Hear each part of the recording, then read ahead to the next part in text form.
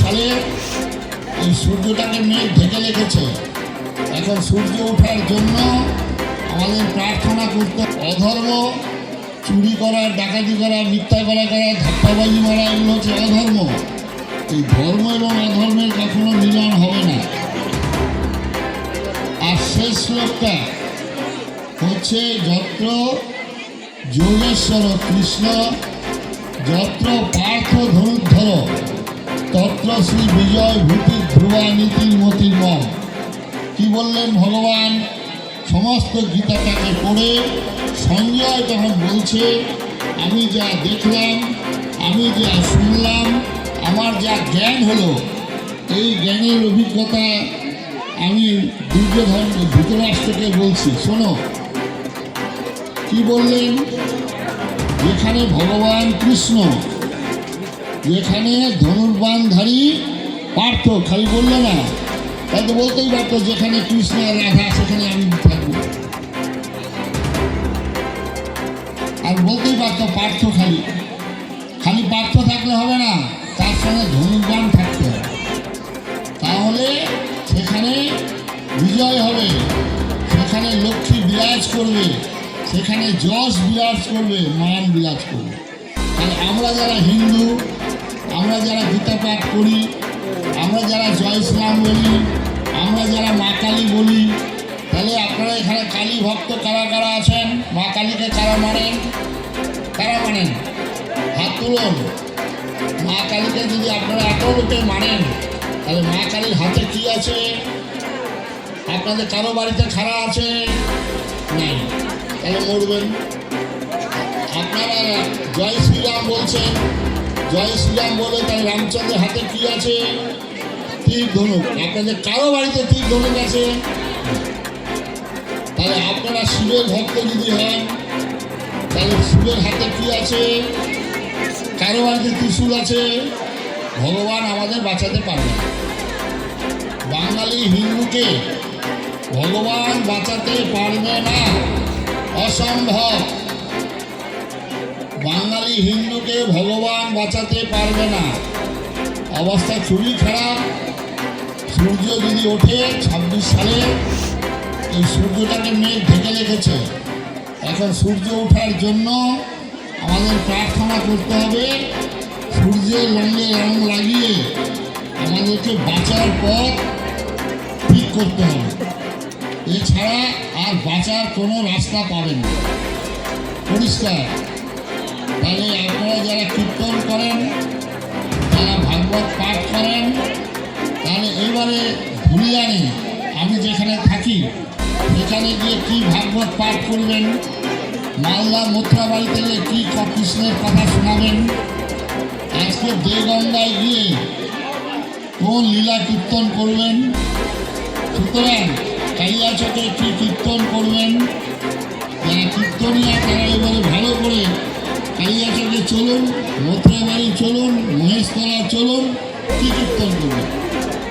এই কীর্তনটাই হচ্ছে বাঁচার পথ। সুতরাং আপনারা প্রত্যেকে ভগবানের আশীর্বাদ নেবেন। আর ভগবানের আশীর্বাদ নিতে গেলে বাড়িতে এগুলো পালন করতে হবে। মা বাবাকে প্রণাম করা, গুরুজনকে প্রণাম করা, সকাল সন্ধ্যায় প্রদীপ শঙ্খ বাজানো, আয় বুঝে ব্যয় করা, নেশা না করা। সব আপনারা যারা এখানে আছেন সবাই হিন্দু তো নাকি? হ্যাঁ, সবাই হিন্দু, ঠিক বলছেন তো? এবারে হিন্দু হলে কতগুলো নিয়ম পালন করতে হবে। মুখে বলবো হিন্দু, তাহলে হবে না। তাহলে আপনারা যারা এখানে আছেন যখন বলছেন আমরা হিন্দু, তাহলে আপনাদের মধ্যে পরীক্ষা হবে। এই পরীক্ষায় আগে 34 নম্বর পেলে মানুষ পাস করতো, এখন দিদি রাজত্বে আমাদের 25 নম্বর পেলে পাস করবে।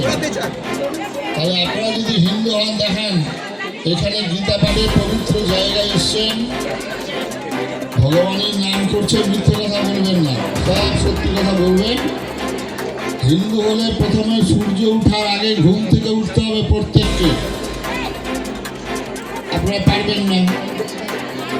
ঘুম থেকে উঠতে আপনারা পারবেন না, সূর্য যেন আপনাদের ঘুমিয়ে থাকতে না দেখে। যদি সনাতনী হিন্দু হন তাহলে আমাদের প্রত্যেককেই সূর্য ওঠার আগে ঘুম থেকে উঠতে হবে, 1 নম্বর। এবারে 2 নম্বর, বৌমাদের কাছে খুব কঠিন। বৌমা যারা আছো তাদের কাছে ভীষণ কঠিন। প্রত্যেকে বাড়িতে মা বাবাকে প্রণাম করতে হবে। আগে মাকে প্রণাম, তারপরে বাবাকে। বৌমা যারা আছো তোমাদের শ্বশুর শাশুড়িকে প্রণাম করতে হবে। অবস্থা খারাপ বৌমাদের, কোমরের ব্যথা, হাঁটুর ব্যথা। শাশুড়িকে প্রণাম করে কি করবে? বৌমা ভাবছে আমি কোনোদিন শাশুড়িই হব না। হিন্দু ধর্মে যেমন কর্ম করবেন তেমনি ফল ভোগ করবেন, এটাকে কেউ খণ্ডন করতে পারবে না। কোনো সাধু বাবা থেকে রক্ষা করতে পারবে না, ভগবানও পারবে না। যেমন কর্ম করবেন তেমনি ফল ভোগ। মা বাবা হচ্ছে আমাদের কাছে ভগবান। ঈশ্বর কোথায় আছেন হয়তো তর্ক বিতর্ক হবে, কিন্তু মা বাবাকে নিয়ে হবে না।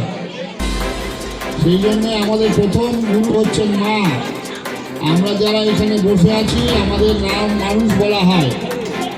মানুষ বানান লিখতে গেলে প্রথম দরকার ময়াকার। তাহলে আমাদের মা বাবার আশীর্বাদ যদি আমাদের মাথায় থাকে তাহলে আমাদের অনেক শান্তি লাভ করতে পারবে।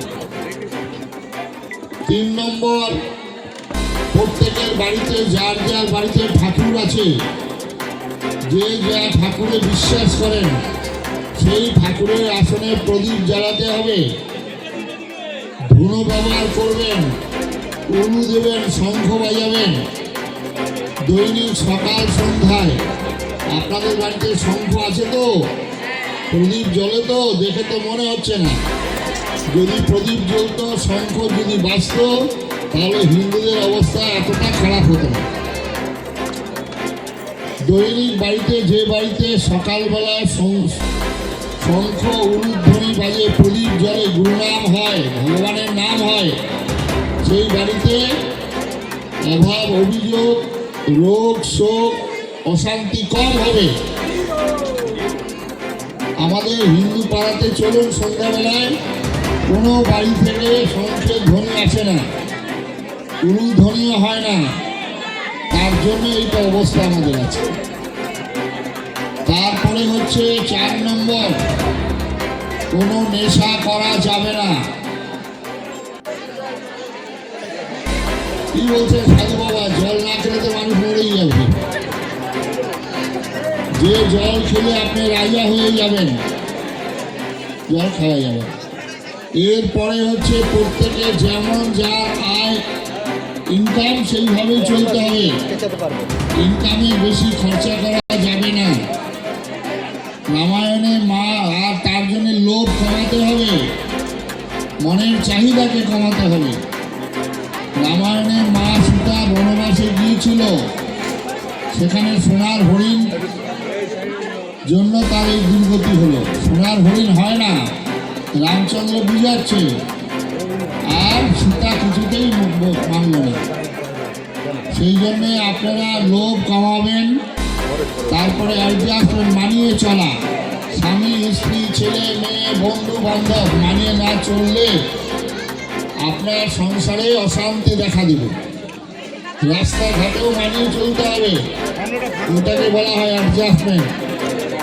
এরপরে হচ্ছে আপনাকে, এরপরে হচ্ছে মুখের ভাষা। মুখের ভাষা যদি খারাপ হয়, ধনুক থেকে তীর চলে গেলে তীর আর ঘুরে আসবে না। মুখের ভাষায় জগৎ চলছে। এই মুখের ভাষা যদি খারাপ হয় তাহলে আপনার অশান্তি, আপনার জীবনে খুব নানা রকম বাধা বিপত্তি ঢুকবে। সেই জন্যে ধর্ম কথা, বড় বড় কথা না বলে আপনারা এই জিনিসগুলোকে পালন করবেন, আপনাদের জীবনে শান্তি ফিরে আসবে। সেই জন্যে আপনারা আমাদের গীতা, এখানে লেখা আছে গীতার পাঠ, গীতার প্রথম শ্লোকটাকে মনে রাখতে হবে। আর শেষ শ্লোক, গীতার প্রথম শ্লোক হচ্ছে ধর্মক্ষেত্রে কুরুক্ষেত্রে। ধর্ম প্রথম আমাদের জীবনের শুরু, ধর্ম আমাদেরকে পালন করতে হবে। ধর্ম কি? ধর্ম হচ্ছে মানুষের উপকার করা, মানুষের ভালো চিন্তা করা, নিজে সৎ পথে থাকবো,